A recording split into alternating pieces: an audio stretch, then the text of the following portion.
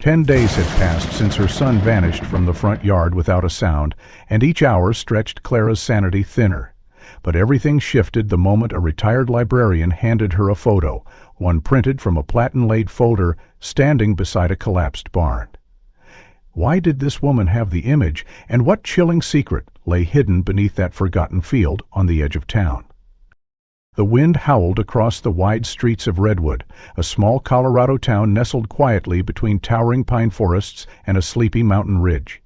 On this bitter October afternoon, the sky above was bleached with overcast silence, and the air was pierced by the distant wail of a police siren echoing toward the hills.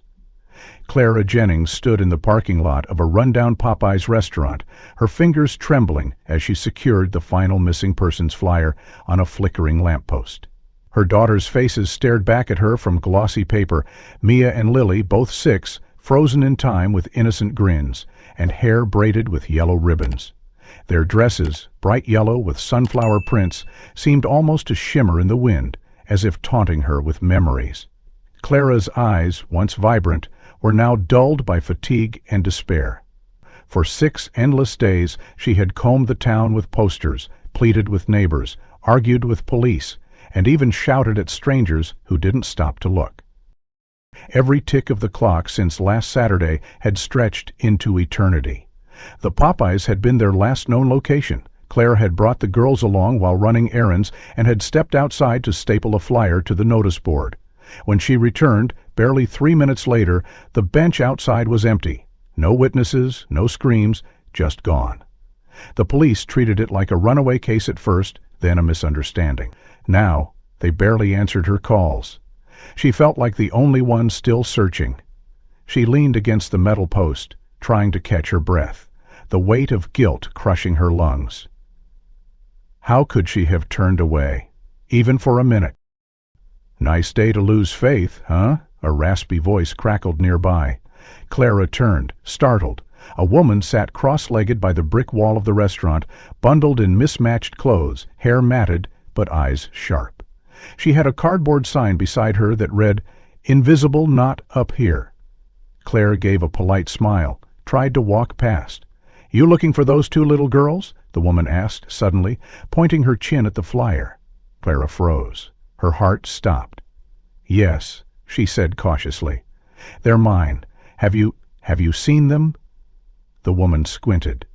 "They were in yellow, right? Sunflower dresses?" Clara's pulse rocketed. She stepped closer. "Yes, that's them. You saw them?" The woman nodded slowly, then tapped her temple. "I have a good memory. Especially for little ones. They were here, I think, 5 or 6 days ago, right before sundown." Clara's knees buckled slightly. She grabbed the edge of a nearby bench. "Where exactly?" she whispered. "They were with a man, tall, hoodie, but not dragging them or anything. The girls, they looked calm. I thought it was their dad." The woman blinked, her eyes flicking left and right. "They went into the Popeyes.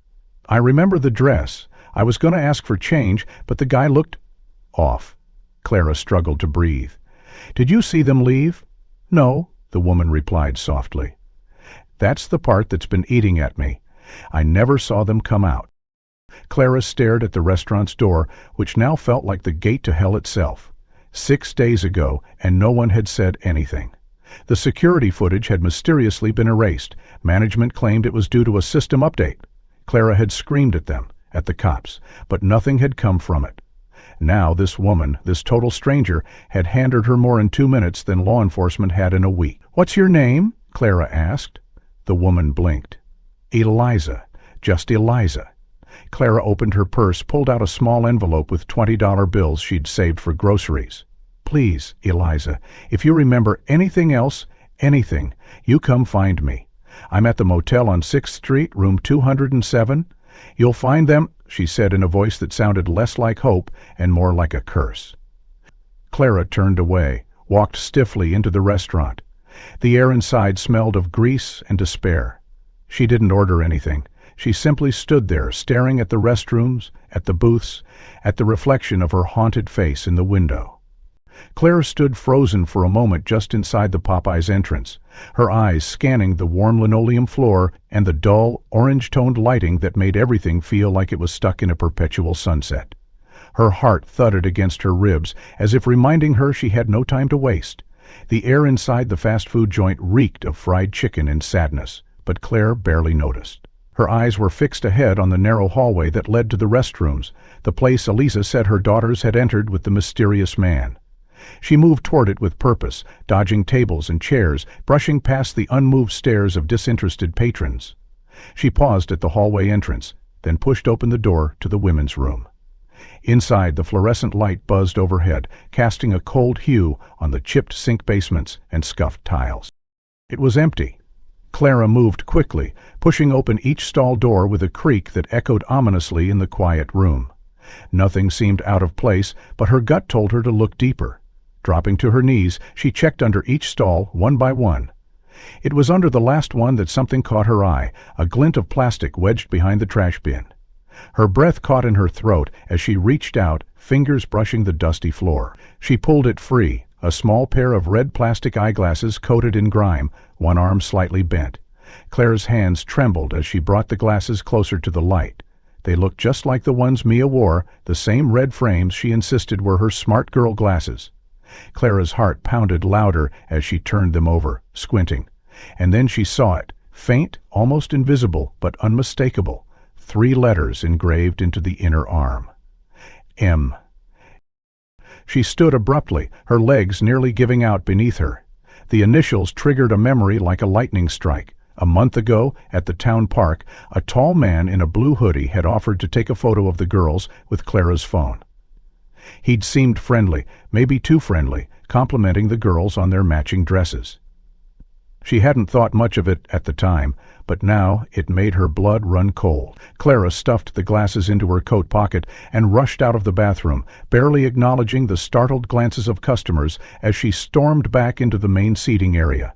Her eyes darted toward the counter. She needed to speak to someone, anyone. She approached the teenage cashier with urgency in her voice. "I need to speak with your manager," she said, barely containing her panic. The boy blinked, then called over a middle-aged man in a grease-stained polo shirt. "Ma'am?" the manager asked cautiously. Clara didn't hesitate. "My daughters disappeared here 6 days ago. I just found a pair of their glasses in your restroom." The man's face tensed. "I'm really sorry, but that footage was lost."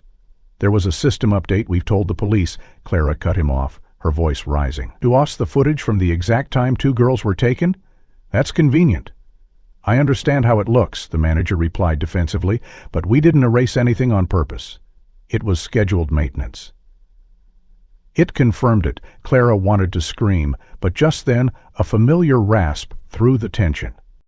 "Eliza?" She turned to see the homeless woman standing at the entrance, arms crossed, as if she'd been waiting for Clara to need her. Clara rushed over, desperate. "The cameras! They say the footage is gone." Eliza smirked. "Figures." "But they forgot one thing." Clara blinked. "What?" Eliza pointed behind the counter, to the soda machine. "The big one near the exit? It's been robbed twice in the last year. They installed a motion-stringed minicam right in its casing, top right corner. Not on the main system, independent. Separate memory stick. The vending unit stood like a silent guardian by the rear hallway. "Are you sure?" "Saw the guy install it myself. Watched him brag about how no one could steal Mountain Dew again," Eliza said with a dry laugh. Clara didn't waste another second. She ran to the counter, demanding to see the vending unit's footage. The manager paled. That's not connected to our system," he admitted. "It's serviced by an outside vendor. But I can give you the contact. Give it to me now," Claire snapped, "or I'll call every news outlet between here and Denver and tell them your restaurant erased evidence in a kidnapping case." 15 minutes later, Clara had the vendor's number scribbled on a receipt, her fingers dialing it with frantic urgency. The voice on the other end confirmed what she hoped. The vending machine had been active and recording that week. Clara arranged to retrieve the footage first thing the next morning. She hung up and exhaled slowly for the first time in what felt like days. She had something, a name, initials, possibly a recording of the man walking in or out. For the first time since her daughters vanished, Clara had a thread. She clutched the receipt in one hand and the red glasses in the other. "May," she whispered to herself, letting the letters sink deep into her bones. They meant something. She just didn't know what yet. But someone did, and she was going to find out who. Claire drove home with her knuckles white against the steering wheel, the red eyeglasses burning a hole in her coat pocket like a radioactive truth she wasn't ready to hold on to. Her heart beat in uneven rhythms, and the memory of Eliza's words echoed in her ears. She needed more than initials and a blurry memory. She needed names, records, links that couldn't be ignored. Her mind, sharpened by desperation, replayed every moment of the past 6 months, every birthday party, every trip to the park, and every stranger who had ever smiled too warmly at her daughters. And that's when it hit her. The man in the hoodie at the park, the one who offered to take their photo, wasn't a stranger, not really. She had seen him before, in a photo, on her ex-husband's office desk, years ago. The next morning, Clara didn't go straight to the vending footage vendor, as she had planned. Instead, she drove across town to Thomas's accounting office, her gut screaming louder than logic. The receptionist barely had time to stand when Clara barged in. "I need to see him now," she said, her voice tight. Thomas Jennings emerged from behind a frosted glass door, looking every bit the part of a suburban father, khakis, a faint coffee stain on his bushy top and his down, and his tired eyes. "Clara?" he asked, confused. "What's wrong?" She pushed past him into the office, turning to face him once the door clicked shut. "The man from the park," she said without preamble, "the one who took the photo of Mia and Lily last month. Do you know him?" Thomas blinked.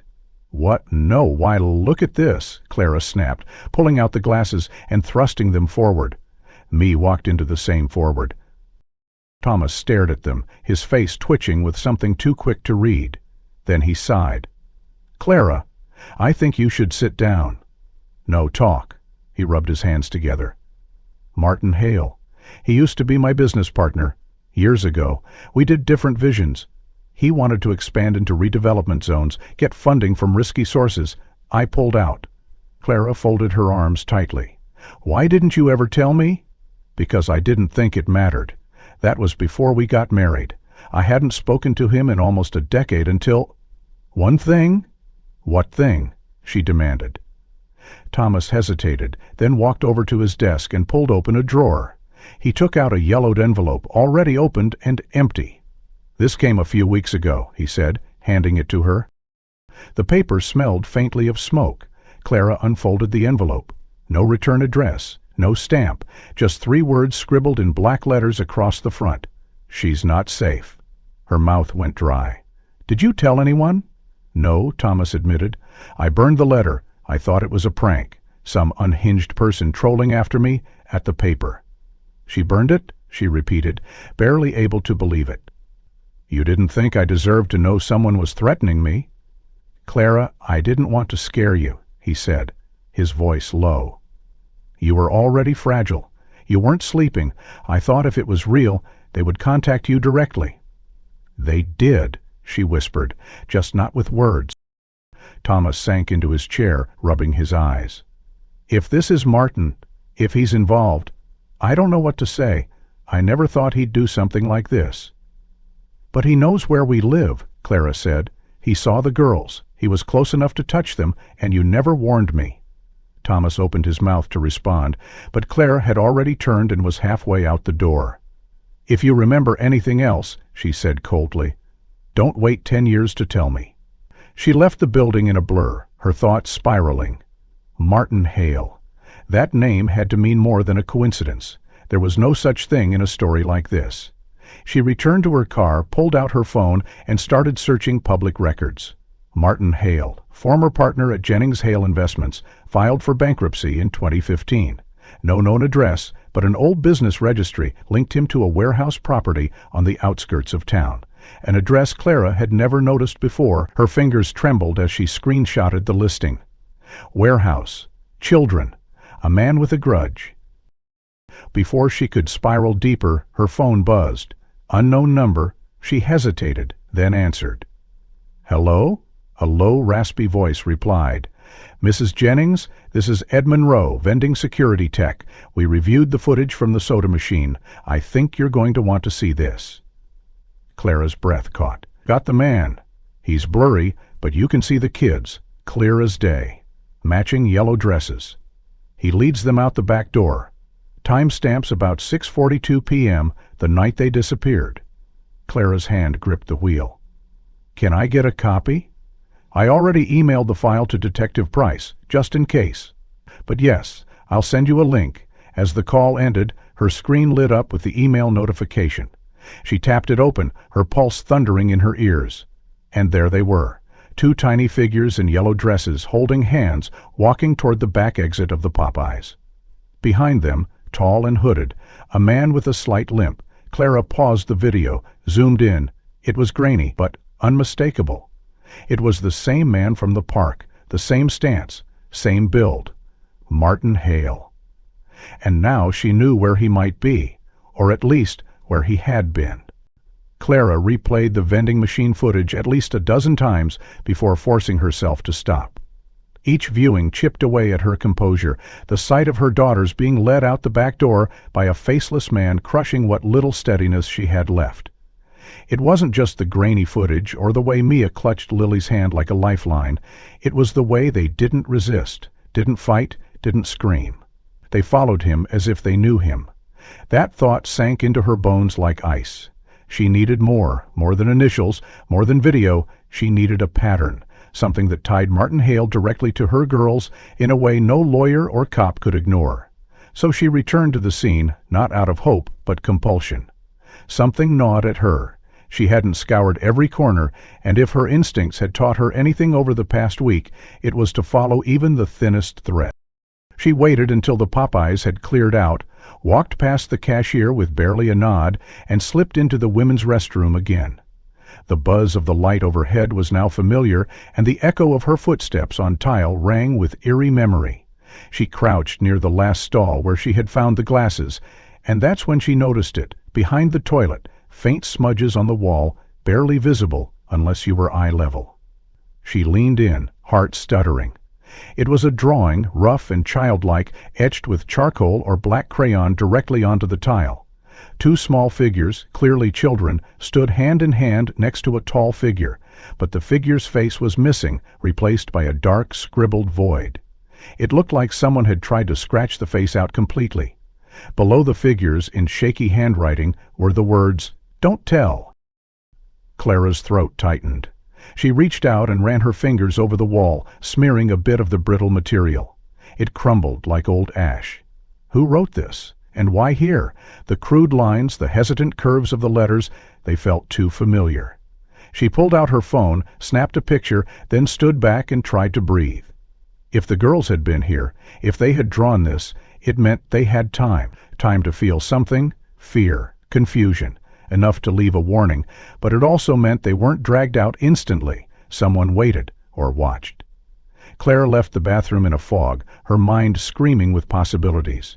She needed to check every place where the girls had left a trace: school, daycare, the library, places where children leave behind parts of themselves without meaning to. At the Little Fern preschool, the secretary greeted her with confusion. "Mrs. Jennings," she said, "we haven't seen you in a while. I thought—" She trailed off, uncomfortable.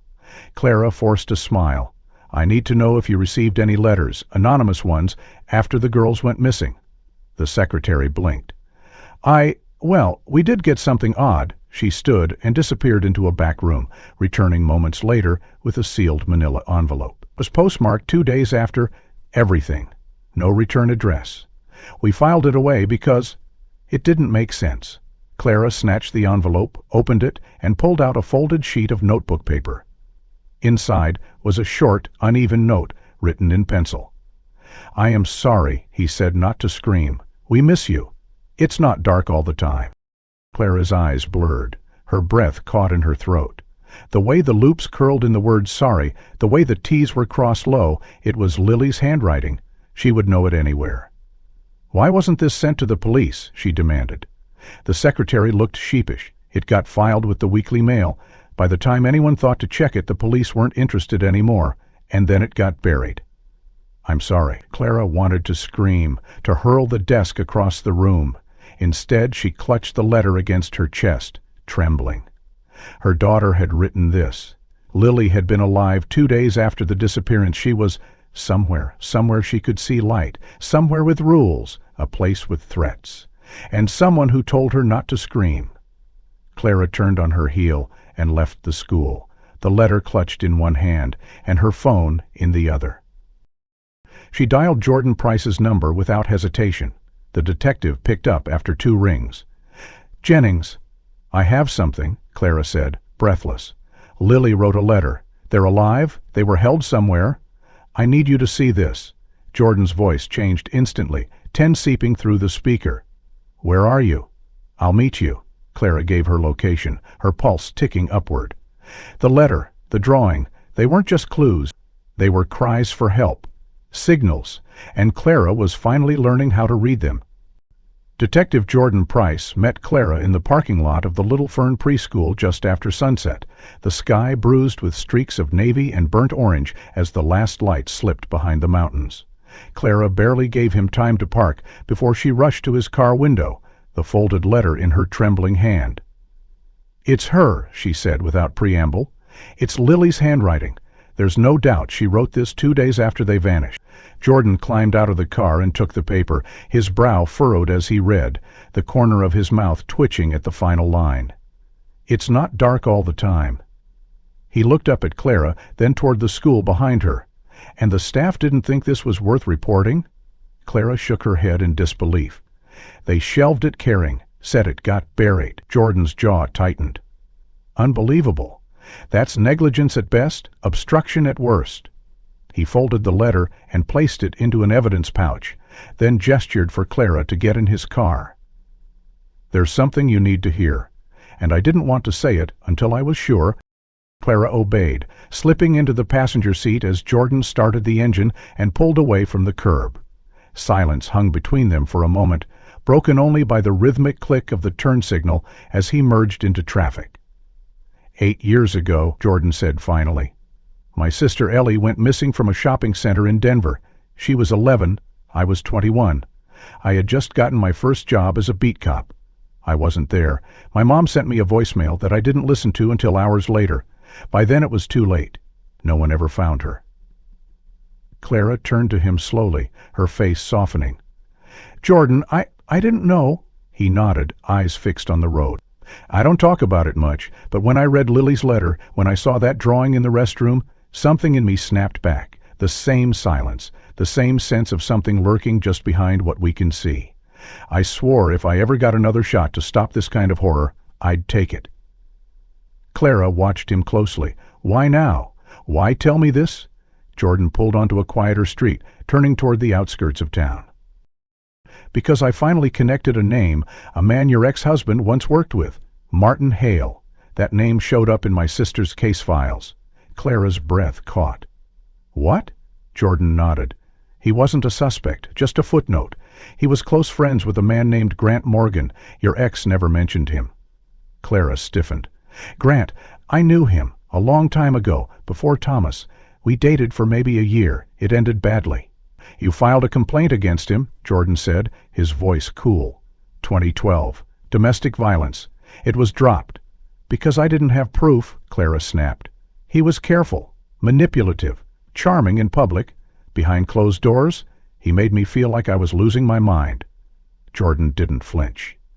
"I pulled the old reports. He was investigated twice more after that, one for stalking, one for trespassing, both dismissed. But here's what's new.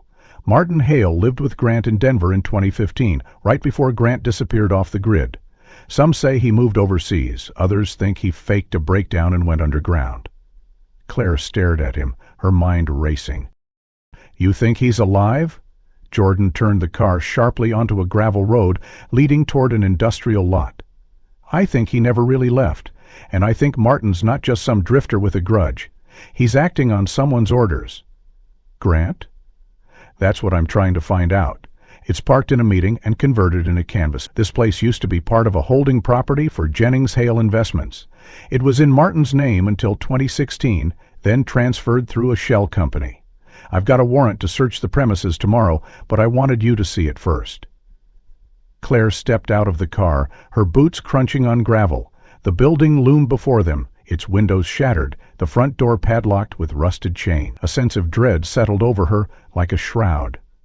"What if they were here?" she asked. "What if the girls—" Jordan walked beside her, pulling out a flashlight. "If they were here, we'll find evidence.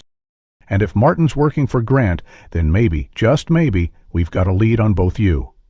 "Why would Grant come after me after all these years?" Clara asked, voice thin. Jordan aimed the beam at a nearby wall covered in spray paint and cracked brick. "You left him. You reported him. You had his children." Clara froze. "What?" Jordan turned slowly, flashlight dropping to his side. "The girls. Their birth certificates list Thomas as father. But their medical files, blood types, they don't match his. They match Grant's." Clara's world tilted. "How? How do you know this?" "'Cause I asked a favor from a friend at the lab. I didn't mean to violate your privacy. I needed to know what we were up against." Clara took a shaky step back. "I never told Thomas. I never told anyone. I didn't think—" Her voice broke. "He can't know, not like this." Jordan nodded solemnly. "I won't tell him. But if Grant knows, if Martin knows, then this isn't just about revenge. It's about possession." "He thinks those girls are his." Clara wrapped her arms around herself. "Then we have to find him, fast." Jordan stared into the darkened building, his jaw tightening. "We will. Tomorrow we search the gas station. But tonight we dig deeper into who's helping him and why." He didn't mention the third file he had uncovered, a psychiatric facility registry from 2017. A patient named G. Morgan, discharged with unresolved delusions about fatherhood, identity, and loss.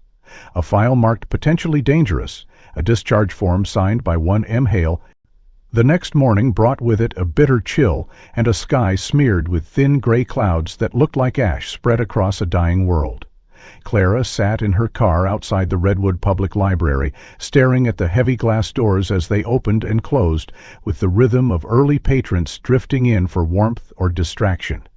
Her fingers hovered over the keys in her lap, trembling not from the cold but from what she had read in the file Georgian handed her the night before. Grant Morgan's release form, the scrawled signature of Martin Hale as guardian, and a list of medications Grant had never picked up. The darkness Claire had once fled from was not just chasing her now, it had names, dates, addresses, and fingerprints. The library had been Martin's haunt, according to Jordan's search history logs. Several IP addresses tied to suspicious forums and private cloud backups had pinged from this exact location. Clara inhaled deeply and stepped out of the car, pulling her coat tight as she entered the warm, stale air of the main reading hall. Rows of public computers hummed quietly along the far wall, each separated by a thin partition that provided the illusion of privacy without actually offering any. She approached the circulation desk and flashed the badge Jordan had given her for leverage, a temporary authorization for joint investigation cooperation. "Hi," she said to the clerk, a young man with glasses too large for his narrow face. "I need access to printer records from last Tuesday, around noon." The clerk hesitated, then nodded and tapped at his keyboard. There was a print job under that name. 2 files, 1 photo, 1 text document. "Yes, now," Clara replied. He retrieved a folder from behind the counter, marked Temp Archive. From inside he pulled 2 sheets. One was a black and white image printed on standard copy paper, the other a single typed page that simply said, "They'll come back to who they belong to." Clara's stomach flipped as she took the photo into her hands. It was grainy but unmistakable. Mia and Lily sitting on a wooden fence, bundled in oversized jackets. The background was what stopped Clara's breath, a wide-open field ringed by skeletal trees, and behind them a dilapidated barn with its roof partially collapsed. She had seen that barn before. Years ago. On the edge of town. "Do you know where this was printed from?" she asked the clerk. "Which station?" He pointed to the second terminal near the back wall. "That one. He was here for almost an hour." Clara walked over slowly, her fingers grazing the mouse, the keyboard still slightly sticky from use. She imagined Martin sitting here, calmly uploading pictures of her daughters, printing threats like it was a grocery list. She reached under the desk and found the USB slot scratched from frequent use. He must have brought everything on a drive. She snapped a photo of the station number and the image and walked back to the front. "Do you keep security footage?" The clerk nodded. "Only 3 days, sorry." "Of course. Too late again, but not completely useless." Clara stepped out into the cold, her breath misting before her face, and dialed Jordan. "I found something," she said. "There's a photo. Mia and Lily. They're at a barn, old, broken down." "I think it's that horse therapy center out near Ridge Hollow," Jordan answered quickly. "The one they shut down in 2018? After the fire?" "That's the one," Claire replied, already heading to her car. "You think they're still there?" Jordan's voice was sharp. "I don't know, but someone wants us to think they are." Claire paused at the edge of the sidewalk. The image of the barn burned into her memory. "It wasn't just the girls. It's what he wrote." "What did he write?" "They'll come back to who they belong to." There was silence on the other end of the line, heavy and slow. "Clara," Jordan said finally, "we need to be careful. That place isn't just an old barn. It's where Grant Morgan was treated. It's where Martin visited him nearly every week. That photo, that location? It's not a coincidence. It's bait." Claire closed her eyes, her grip on the phone tightening. "Then I guess it's time we stop circling and walk straight into the dark." The drive out to Ridge Hollow felt like a descent into another world, one where time had frozen and the air carried whispers of memories that never settled. Clara's hands gripped the steering wheel as the old gravel road narrowed, her headlights cutting across frostbitten grass and leafless trees that clawed at the sky like skeletal fingers. She hadn't told Jordan she was coming. A part of her knew it was reckless, maybe even dangerous, but something in the photo, something in the girls' pasture, their eyes, had screamed urgency. She couldn't wait. The barn came into view like a ghost from her childhood nightmares, wide and sagging, its once red paint now peeled into strips like old skin. The main house nearby was boarded up, its windows shattered. The smell hit her first. Not the decay she expected, but something more metallic, cold and artificial, like disinfectant clinging to old wood. She crossed the field slowly, boots crunching over frost, until she reached the broken fence where the photo had been taken. The same fence, the same crooked beam. The weight of the moment nearly buckled her knees. Clara pushed the barn door open with effort, the hinges groaning in protest. Inside, the space stretched out in eerie stillness, dust floating in sunbeams that filtered through cracks in the siding. Tools hung rusted on the walls, and hay bales collapsed into themselves in the corners. She moved slowly past the stalls, heart hammering, until she reached the one in the far back, different somehow, too clean, its floor oddly level. She knelt down and ran her fingers across the wooden planks. They gave slightly under pressure. There was something beneath. Clara stood and began clearing the stall, throwing aside old buckets and tarps, revealing a patch of newer wood in the center. The planks here were cut precisely, fitted together in a square, and in one corner the faint outline of a metal ring peeked through dust. She grabbed it and budged. It was locked from the inside. Her breath caught. She pounded her fist against the wood. "Mia! Lily," she shouted. "It's Mom!" No sound came in return. She pounded again, harder, until her voice cracked. Then a voice answered, but it wasn't a child's. "You're not supposed to be here, Clara." The words floated out like ice through fire. Clara spun, heart leaping into her throat. Martin Hale stood in the barn's entrance, silhouetted by pale morning light, a shotgun resting loosely in his hands. His hair was longer than she remembered, face sunken, but his eyes, those eyes, burned with something feverish, something terrifying. "What are you doing?" she demanded, stepping between him and the hidden door. "Where are my daughters?" Martin raised the gun slightly, but didn't point it. "They're safe," he said calmly. "I've kept them safe." "You took them," Clara spat, rage rising like bile. "You kidnapped them."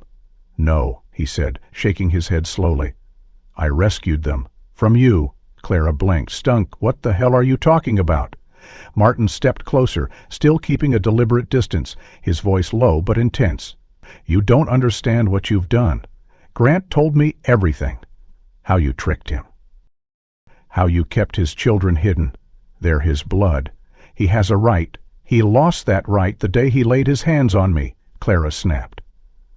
"The court didn't believe you," Martin said coldly. "But I did. I was there. I saw what that tore out of him. You took away everything he had left. His girls were the only thing he ever wanted. Clara stepped forward. Grant was sick, dangerous. You know that. You helped him escape. You helped him disappear. Martin's grip on the gun tightened. I helped him heal. You left him with nothing, and when the world turned its back, I stood by him. I gave him a plan. And now it's working. Clara's eyes burned. Where is he? Dead, Martin replied, voice suddenly hollow. 3 months ago, cancer. He died thinking about them every day. I promised him I'd finish what he couldn't. Clara felt the ground tilt beneath her. You think this is justice? I think, Martin said, now lifting the shotgun fully, this is what's necessary.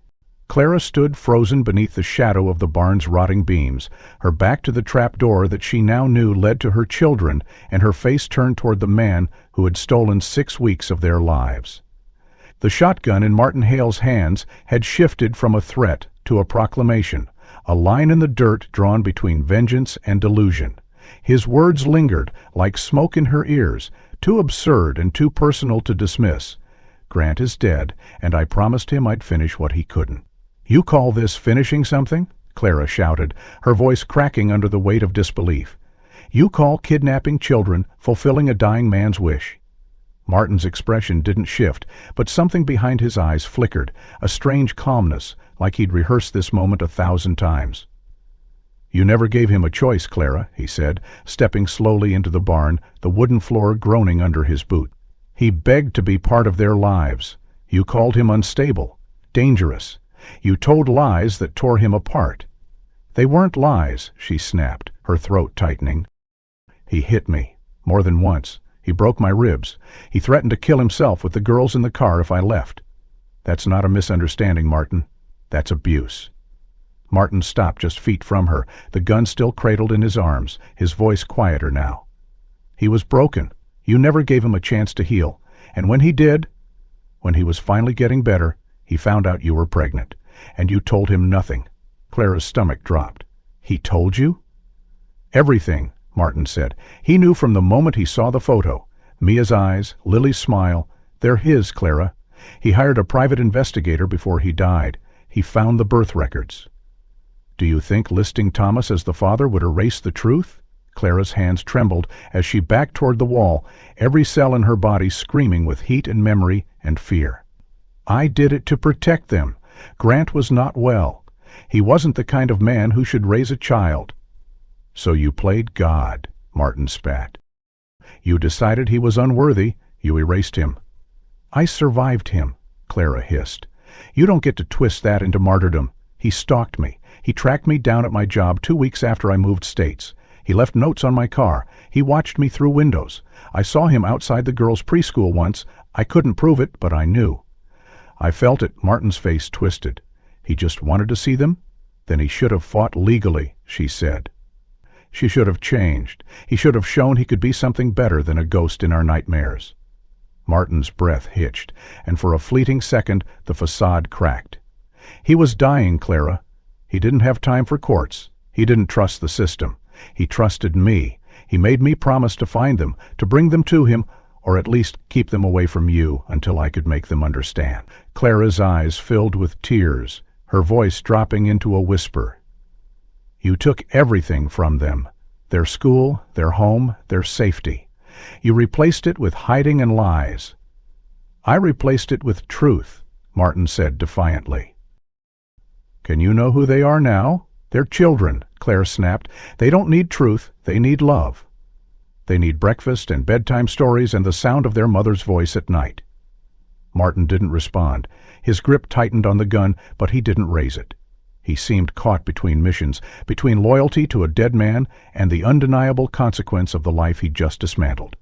What are you going to do? Clara asked. Shoot me? Bury me under this barn? That's not what Grant wanted, and you know it. Martin looked past her, toward the trap door. I was just supposed to keep them safe, until I figured out how to tell them the truth. You don't tell a 6-year-old the truth with a locked basement, Clara said. And you think you gave them that? Martin snapped. With your endless fear? With your lies? Clara flinched. Her voice dropped. Thomas doesn't know. The silence that followed was absolute. Martin blinked, confused. What? He doesn't know the girls aren't his. Clara said slowly, as if confessing it aloud might set something on fire. "I never told him. He thinks they're his daughters. Always has." Martin stared at her, something unreadable sliding over his face. "Why?" Claire looked at the floor, ashamed. "Because I needed to believe I could start over. Because I was scared if anyone knew they were Grant's, they'd take them from me, that he'd do exactly what you just did." Martin lowered the shotgun slightly, his voice suddenly frail. "So you buried him in paperwork, in lies?" "I buried him in survival," she replied, "and it still wasn't enough."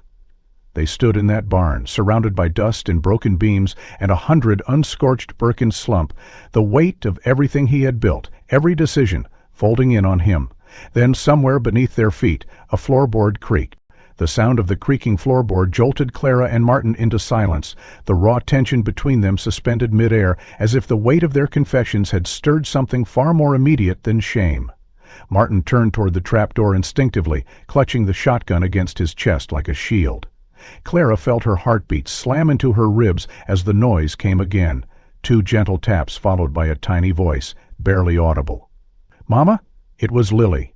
Clara surged forward, ignoring the tears that sprang to her eyes, and dropped to her knees at the trapdoor. "I'm here, baby. Mommy's here." From below, another small voice joined in, a sob, frantic and muffled. "We're scared," Mia cried. "It's cold." "I'm going to get you out," Clara said, clawing at the edges of the latched hatch. Martin hesitated for a second, then stepped forward, unlocking a latch hidden under a loose floorboard panel. The heavy wood creaked open, revealing a narrow stairwell into dimness, and the tear-streaked faces of her daughters at the bottom. Claire reached down and pulled them up, sobbing with relief as she folded them into her arms, their little bodies trembling. "You're okay." "I've got you now." Martin stood frozen, the shotgun slack in his hands, watching them as if suddenly unsure what world he belonged to. The moment shattered as Jordan Price's voice rang out from the barn entrance.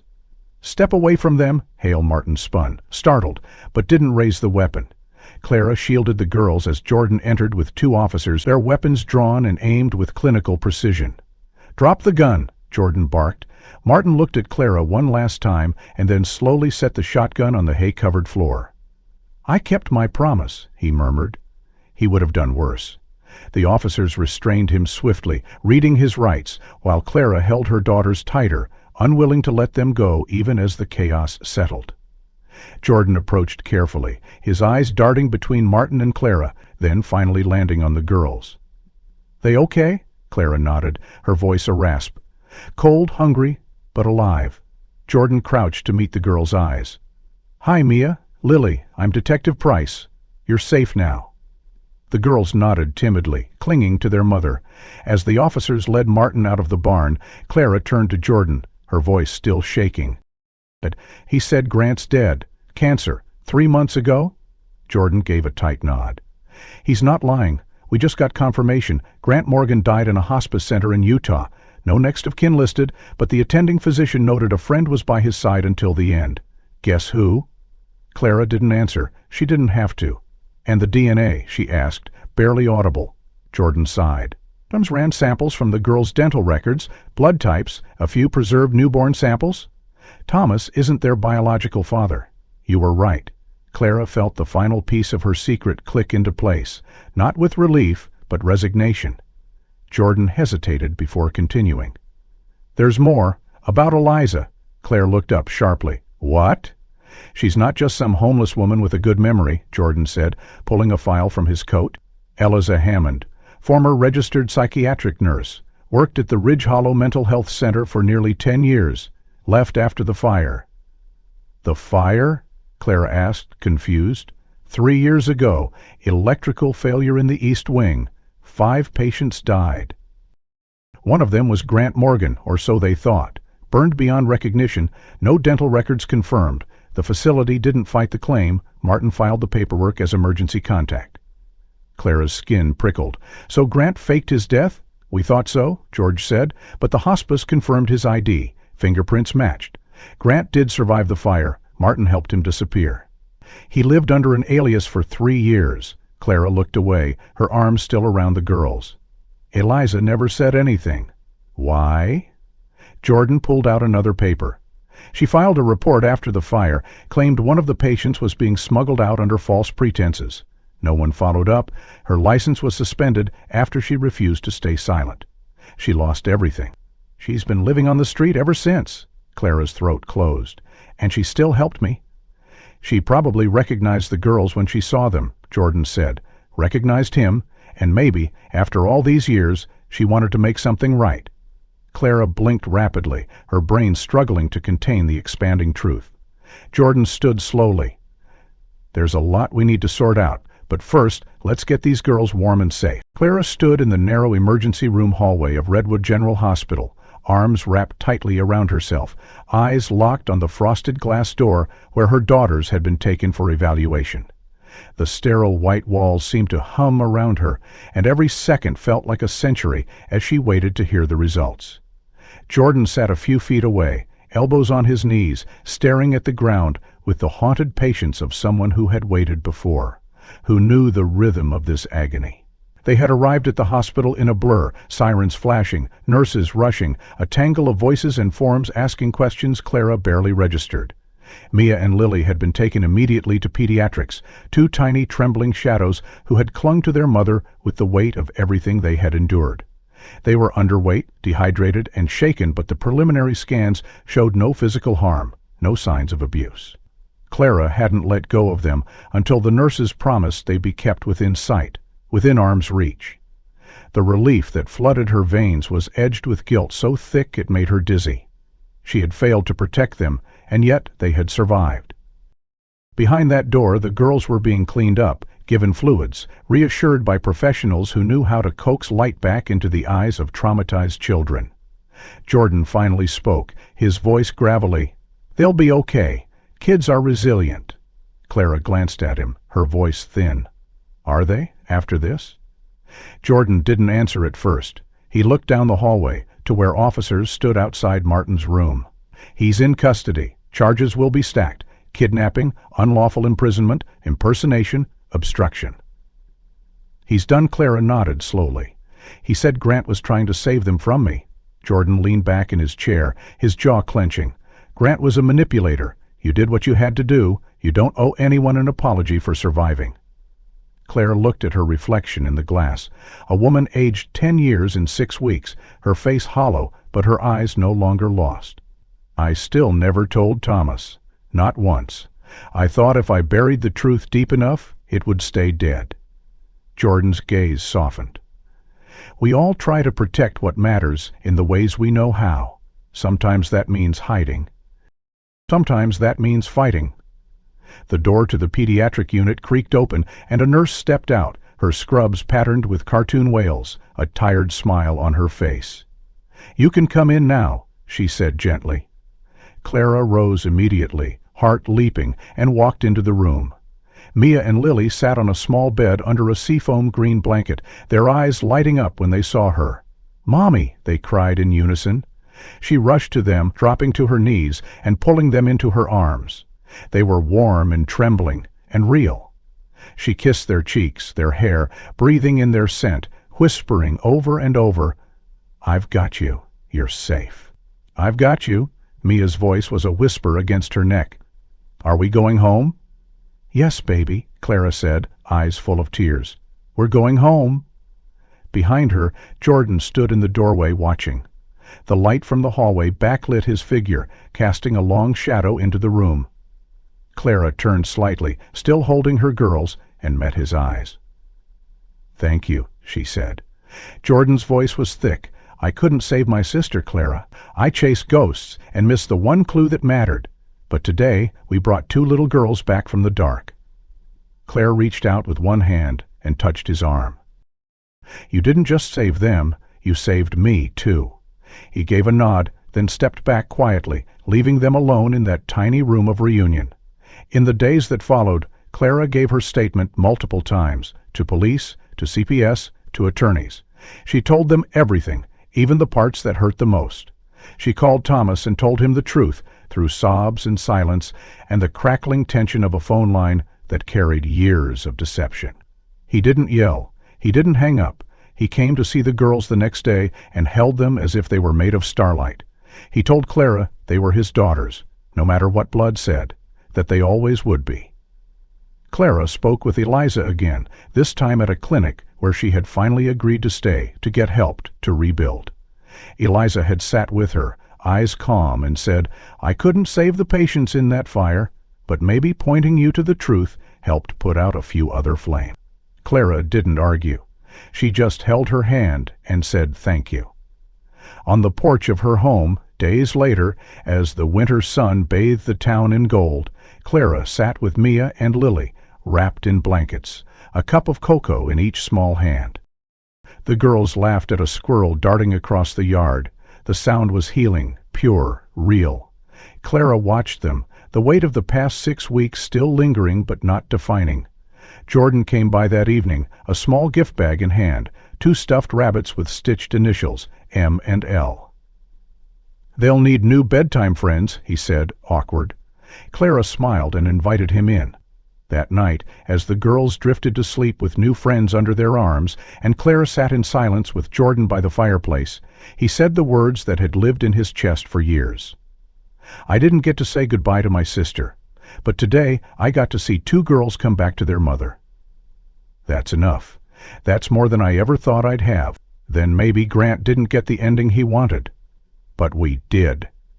And in that warmth, in that small house filled with the scent of cocoa and the sound of breathing that had once gone missing, something finally exhaled, a truth set free, a chapter closed, and a family beginning again.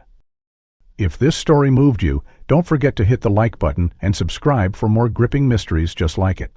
We'd love to hear your thoughts. What moment struck you the most? Did you see the final twist coming? Let us know in the comments where in the world you're watching from and what part of the story gave you chills. Your feedback helps us bring even deeper, more emotional stories to life.